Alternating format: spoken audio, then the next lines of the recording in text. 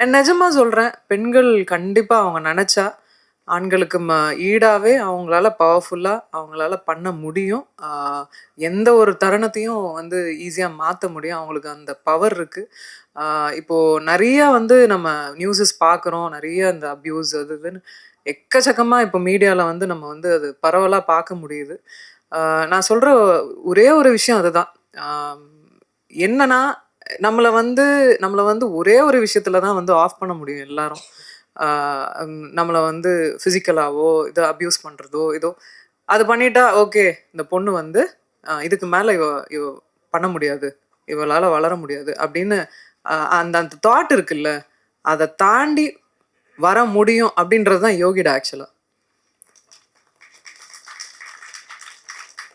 யோகிடால அத தான் நாங்க சொல்லியிருக்கோம். அதுதான் வந்து மையப்பொருளா வந்து இந்த படத்துல பேசியிருக்கோம்.